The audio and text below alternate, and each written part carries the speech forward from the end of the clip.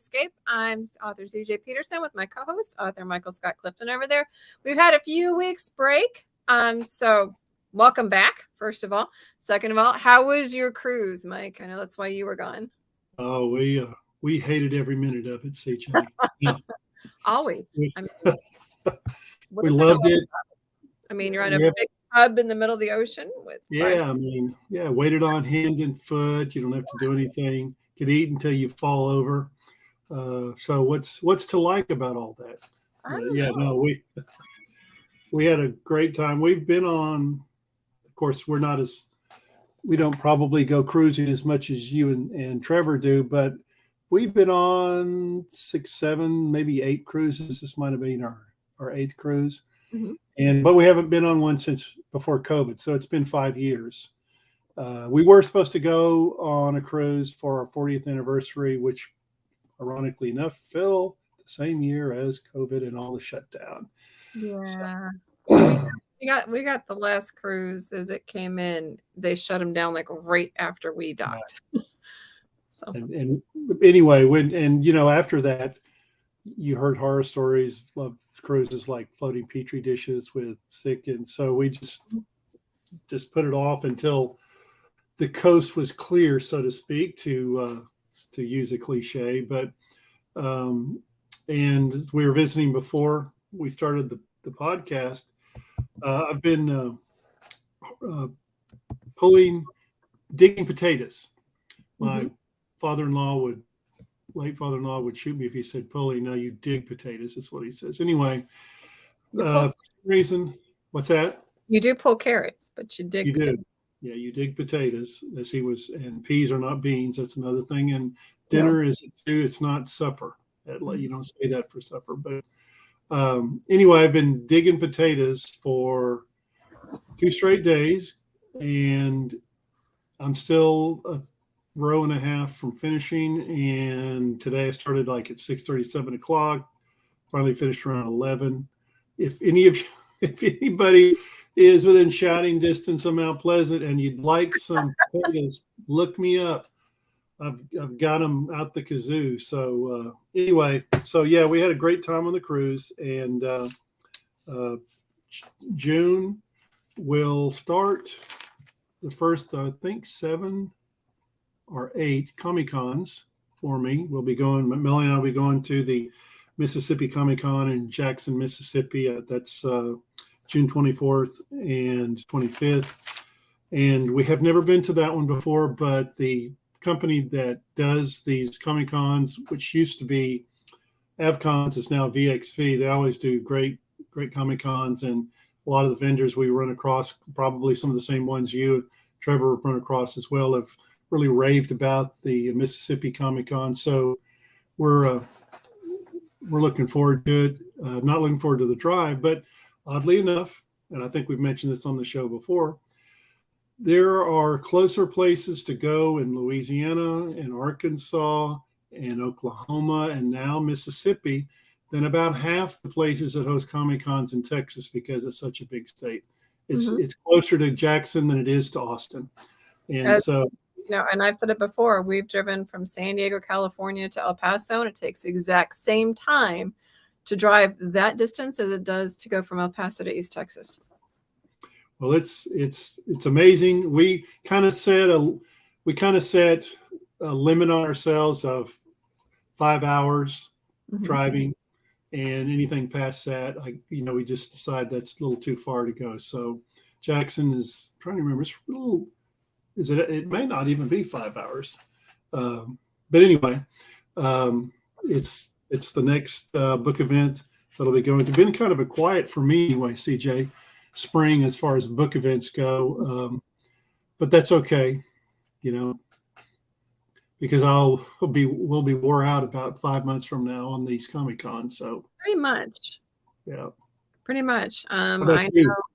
Well, we went to the 1 week we had off, which is good because my stepson got married. So congratulations, Brian and Katie. If you ever get a chance to hear this, they got married this last weekend. They're currently on a cruise of their own.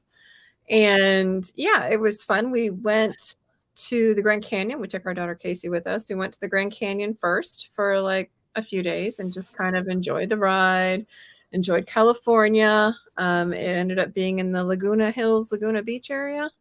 Wow. So it's really pretty. And then we flew back. So it was a trip. But it was really fun and it was really nice, really well. The wedding was stunning. She looked like a princess. He was so happy. It was really cool. So we were super excited. But just like you, our Comic-Cons are starting back up. So for Magic Making Mischief, we're going to be covering Kimo Kauai this weekend. So this Saturday in the Lone Star Convention Center in Conroe, Texas. The next week is my birthday present, Fan Expo Dallas, which we're also covering for Magic Making Mischief. But my present in regards to that is I will be getting the autograph of Joseph Quinn, who played Eddie Munson in Stranger Things. So super excited about that. Then we get a few weeks break. And then in July for an entire week of the 15th, 16th, I think it's the 17th through the 20th. Something like that. I'm going to be speaking in Montrose, Pennsylvania at the Montrose Christian Writers Conference. Awesome. So super excited about that. That's an all-week deal. I'll be doing 3 separate classes as well as a class all week for teens. So writing sci-fi and fantasy. So super excited about that. I love teaching teens. I love just teaching and talking about writing. You know, it's our passion. So we totally enjoy it. However, today we're going to be talking about waiting for your muse, aka writer's block. And the irony is Nancy Hudgens, aka Dana Wayne, who we've had in here a couple of times, actually posted this morning. So Dana, if you're listening, she actually posted that she's praying that her muse was going to talk to her today. And I'm pretty sure she is or he is. Because last time I checked with her, she had over 2,000 words done today. So wow. Way to go. Waiting for your next book, but you know, that's okay.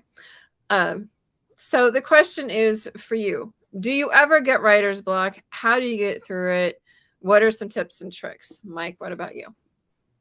You know, I've been asked that, as I know you have as well. I don't know how I've lost count how many times I've been asked that, not necessarily by people who are writers or authors, just people that, you know, you're a book event and they're curious as to, you know, your writing and stuff. And they ask, do you ever get writer's block? And if so, what do you do about it? And I can honestly say that I have never experienced writer's block. It's kind of not something that I'm familiar with in terms of a problem I've struggled with. Lots of other problems, you know, that are common with most writers and authors, you know, I'm not immune to, but that particular ghost doesn't haunt me that much because I've never really had writer's block. I think, me personally, I don't know how you agree, whether you agree with this or not, CJ. I think as a pantser, if I had to make a very general statement, I would think that people who are pantsers, who, you know, who let the inspiration come to them and they don't plan things out, probably tend to suffer less from writer's block than those who are, you know, who outline everything, who have their story arc done, pretty much have all the work done before they get started, because they're having to think every step through. And sometimes that next step isn't there.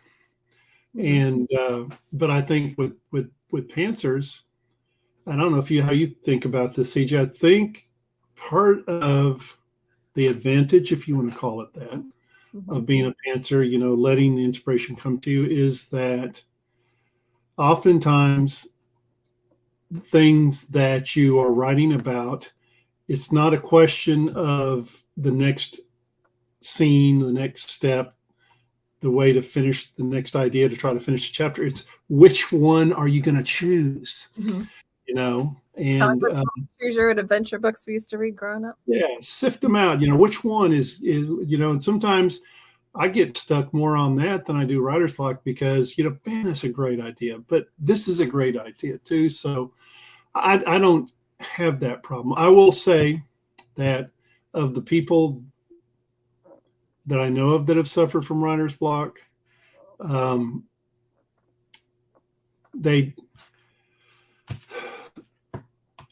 I think if they if they have their story in their head, most people do to a certain extent. It doesn't matter whether you're a planner or a pantser.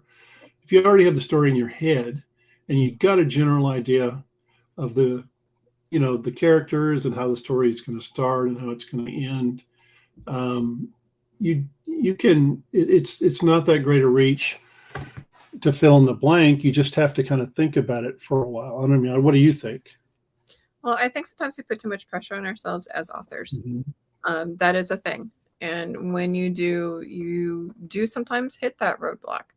I do agree with you that yes, as pantsers, we do have the advantage of just kind of going with the flow and whatever way the story takes us. However, there are times where I have painted myself in a corner where I'd have to go back and delete a few chapters and start from that point again.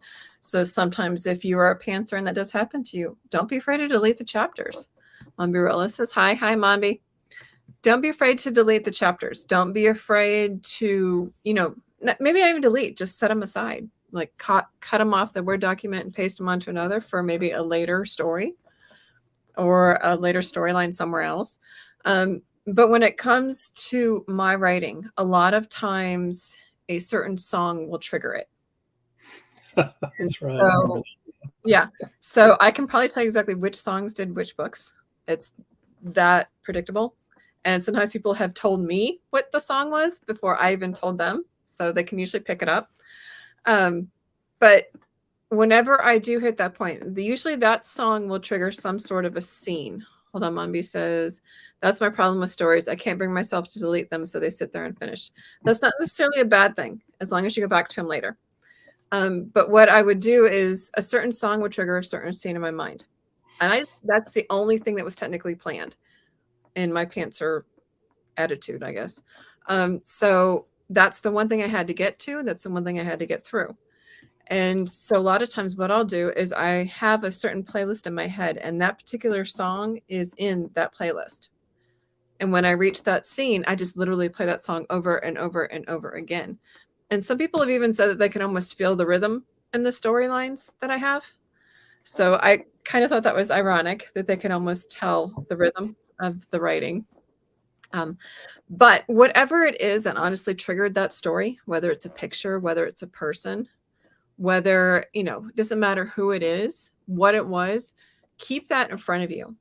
Whether it's a song, whether it's a picture, whether it's a specific person, put that person either or picture on the board in front of you, put it somewhere near you so that it's going to trigger whatever that scene or that particular storyline had triggered. And go back to the point that you lost it, where you were going along with a great flow. When that flow stopped or started to stall, go back to there, cut it out, put it on a new Word document, and start from that point. Mombi says, maybe I'll get them finished when the kids are in college. Possibly. And then she said, theme song. Nice. And yeah, it's kind of like I write my books as if I'm watching a movie. If I'm bored, it gets deleted. Yeah.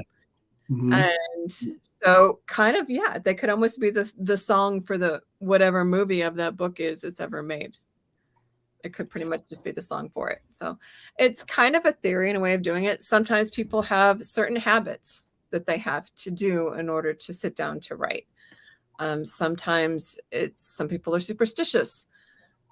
Sometimes like I said, they get a lot of pressure from their publisher or something where it's just like they hit the roadblock because there's so much pressure on them. As authors, we have goals. We can have goals. But unless you were like in a hardcore contract situation, you can put that off. That's not a bad thing until the inspiration of the story strikes you. Because once it does, I promise you, you will take off. Whatever that storyline is. And well, we both live out in the country, and we both have acreage. Okay, so I found, this is me personally, that if I'm mowing the lawn, for example, okay, or you're going on a long trip, like you said, driving to San Diego, okay, let your mind drift into the story that either you have written already written in your head, or you have parts of it, and just let your thoughts go with the story and with your characters and things like that. In other words, and it's more, and of course this is just me, okay, but I'm part of my mind is on the task at hand. Let's say it's mowing, okay, riding lawnmowers, zero turn like I have, and the other half is thinking about the story and your characters. I found that a lot of times, if you'll this dead time, if you want to call it that, is very productive for me because I start thinking about things and what ifs, almost like daydreaming. It's not quite like that because again, you're involved in doing something and you can't run into a tree mowing or something like that. But you're thinking about your story. And if you're riding in the car and somebody else is driving and you have that time to think as well about the story, and I guess and I've heard somebody else, I don't remember now who it was, talking about this. Said always go back to your characters, and your characters will lead the way when you get to a point where you don't know where to go next. And it's, I guess what they were saying in a roundabout way is, if you know what your character is, he or she, and what their characteristics are and what their strengths and weaknesses are, what would they do next? How does that flow with your story? So, but a lot, like I said, just a lot of dead time sitting on the porch. You just think about the things that you're writing about. And I don't know, like I said, I like doing that. I started laughing. I'm like, what is that? I don't know what that is. I don't have that. But along the same idea is when I'm in the shower, an idea will strike. And there have been times you can ask my husband, we're like, hey, put this on a text to me. Send me a text to say this, because then they hit. The other thing I do a lot of times if I'm stuck, I will just stop. I'm not going to push it. I just stop and I go to bed thinking about it. And you know that kind of twilight time where it's like just before you start to go to sleep or just when you're kind of slowly waking up, it will usually somehow work itself out. So I have a Post-it note app on my phone. A lot of times we'll do that. Oh, yeah. Okay. Yep. Another thing I'll do is I will talk to Super Hubby. Super Hubby has some great ideas. He came up with one of the nastiest twists in the Angel series. I'm not going to tell you what it is. You have to read it. And then once you're done reading it, I'll tell you which one it was. But he comes up with some good ones too. Or sometimes I'll be talking to him and I'll be like, what do you think of this? Or what about this? And he'll be like, maybe try this instead. I'm like, that's it. Thank you. And then I can just keep going and write notes because I got it. That's what I needed, was just a little something. So use your spouse, your significant other, use, your girlfriend, boyfriend, whatever. They may have some ideas, especially, they know you better than you know yourself. And sometimes they know the characters. If I can use, having coached, I coached for 21 years. And using a comparison between players and athletes and writers and authors. Okay. Some of the worst play I saw, some of the kids I coached, and I coached basketball and track, is when they went into the game or they went into the contest and they were so wired and keyed up that they could not perform at the high level that they were at. In other words, it's not necessarily that they relaxed. It's just that they were so keyed up, they could not stay focused on what they were doing. And so if you worry about writer's block, if you worry about you reached a point where you don't know where the next step is, and you just chew on it and over and over again, it will make it worse. So, you need to relax. The ideas will come. And, I don't know about you, CJ, but I've never met an author yet that suffered from permanent writer's block. No, at some point, the log jam is, blows up and it all starts to flow again. And can I mention one other thing about what you were saying about the chapters? Again, this is the difference between pantsers and planners. Okay. If you were saying go back, and if you come up with a particularly good idea or chapter, don't discard your previous chapters. Maybe just place them aside. Well, if you're what I don't know if you agree with this or not, CJ, but if you are a true pantser, Mhm. you can always bridge the gap between where you want to go and the chapters that you have already written. There's a way to do that. And Mhm. when you're a pantser, you have that flexibility. If you're not and you've got a formula already done, your story arc, your characters, everything, you're kind of locked into that.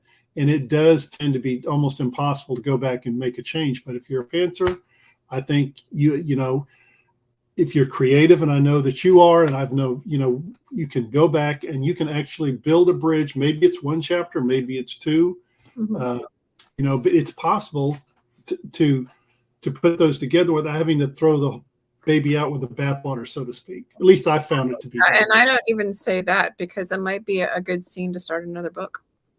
Okay, yeah, that's true. There could be other ways of doing it. Mombi wants to know, how do you guide it when you have a lot of characters like Divine Legacy? She said the characters are always there waiting in your head. She started laughing. They are. The beauty of having a fair amount of characters, which I've found kind of ironically limiting when there's only a couple characters. Considering I started with the Team Angel series, there were a plethora of characters. I mean, because the characters crossed over storylines. So there were characters all over and different parts were moving at every part. Whereas, like, well, even in the Sands of Time trilogy, there's a lot of characters. I felt a little bit limited when it came to Strength from Within and Chain Reaction because they were like a couple characters that were the main ones versus the huge groups that I'm used to doing. As far as keeping track of them, it's kind of that ADD meets OCD that's going on in my brain where there's like 20 windows going up and some of them are playing music and some of them are books on tape or books that are on Bella or something, you know, but they're all, and some are research, but they're all going and I know exactly what's where. It's kind of like organized chaos. That's kind of my brain. It's organized chaos. She said, I love it when characters turn up in other books. Yeah, it's fun. You get to put another part of the character storyline in a different book or a different series. And that makes for kind of like a fun read for the readers because they're just like, oh, I remember them. You know, who knows? Tori and Trip may turn up in a time travel adventure somewhere else. Who knows? The kids from Sands of Time trilogy may show up somewhere else. So there's a lot of flexibility when you're a pantser. I would imagine almost when you're a planner that you don't have as much writing block either. Mombi says yes, please, on those ideas. Um, when you're a planner, because you kind of have it planned out, you know? So I don't know what that's like, and I think that would give me hives, but I'm a pantser brain, so I don't know how that works. Like I said, I have before kind of painted myself into a corner where I've had to go back and like remove up to the point that I reached it and then go back and re-go and have at it again. There are times when I've gone through, because a lot of times it's the whole idea of getting the sand in the box. When you're writing, you just got to get the sand in the box. You got to get the basic storyline down. Then you can go in and play with the details. You can sharpen them up a little bit more. And sometimes when you're going through and doing those details, you're just like, oh, that doesn't make sense. I need to pull that out. You know, that happens. And then, but usually you're writing. You know, if somebody's having writer's blocks, sometimes I'll do what's called verbally vomit. Just bring up a new piece of paper and just start writing how the general idea of how your story is going. And eventually you will hit that spot again. But if you're verbally vomiting, it's just coming out. And you might have some ideas that come out of that. Kind of brainstorming, verbally vomiting, kind of the same idea. Well, you would think that planners would have everything planned out, but my experience with planners is what they have is they have the outline, Mm-hmm. but you still have to fill in the blanks. You still have to fill in, you know, from point A to point B, and sometimes that's not. You would think that would be easy to do, particularly if you've got the general outline already done. Mm-hmm. But I found that sometimes just speaking with others who do that, it's it's not always easy. You know what the chapter, you know what this chapter is in this chapter, but then you come to the point where you have to tie that in and don't know how. And kind of like taking a test where you have it's a fill in the blank question and you don't know which word to use. You know what the answer is. So, but I don't know how to spell it. Autocorrect says I got nothing. But I do think a lot of different characters too, like you were saying earlier, CJ, diversifying your book. I will say this on that, in that you can populate a story with so many minor characters that you inadvertently take away from your main characters. And I have critiqued some other authors who's, not going to say who they are, but I've critiqued other authors down through the years that had so many minor characters that I couldn't keep up with them. I couldn't keep track of them, and they weren't important to the story. And that was the main thing. Like, say, in a murder trial, the bailiff, Henry G, or something like that. All Henry does is let the person go up there and say, "Do you swear to tell the whole truth, the truth, and nothing but the truth?" And that's their entire importance. And a lot of times they don't need names. They don't even need a name. Okay.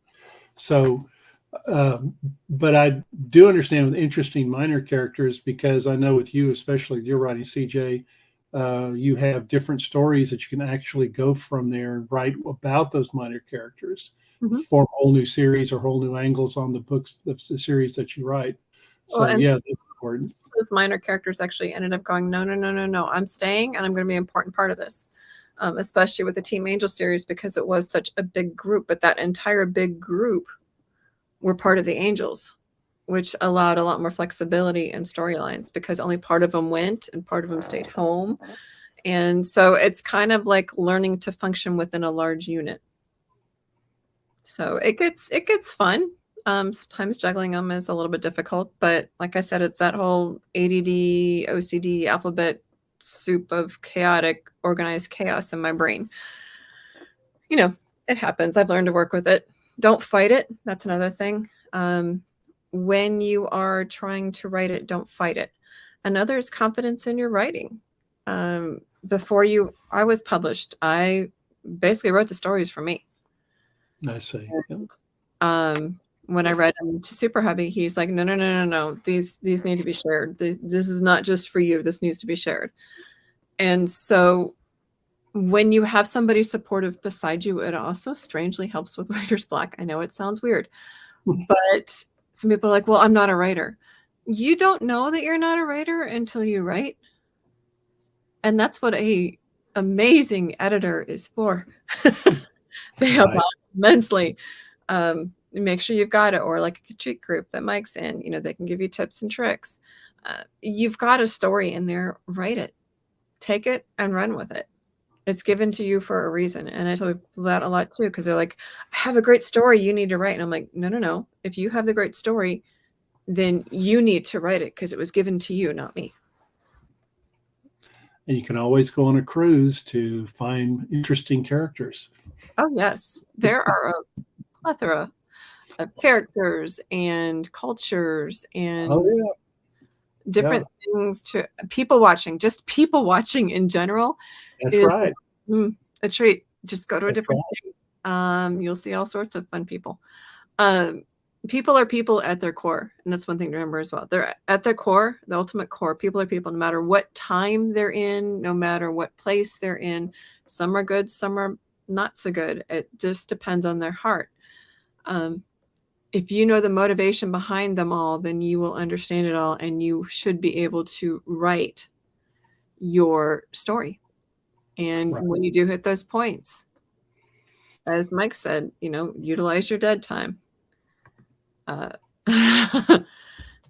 Tanya says, no friend is safe from becoming a character. Yes, That is true, and I have a few, but they do know it, and they know it. And like one of them, I was interviewing a field training officer for one of the series, the Grace Restored series, and I said, "I'm going to make your character the field training officer." He goes, "You can, but you can't kill me." I'm like, "I can make it glorious." He says, "Nope." I said, "Please." He's, "No." So no, you're not exempt. Actually, you are more than likely going to be a character somewhere in there, whether it's a cameo or not. I might be able to give you a glorious death. Who knows? It's all fun.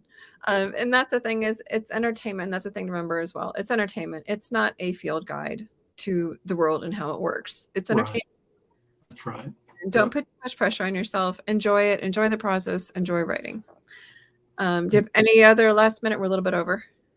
Nope, just Nancy, aka Dana Wayne, aka Nancy Hudgens. Good luck. I know you'll find your muse. Definitely. Next week, June 7th, we are going to have Stephen Gies, and his genre is slipstream genre. Kind of curious to know what that is. We'll find out next Wednesday at 1 o'clock with Stephen Gies. In the meantime, like I said, I will be at Lone Star Convention Center at Kimo, Kauai on Saturday. If you're there, come stop and say hi, catch me.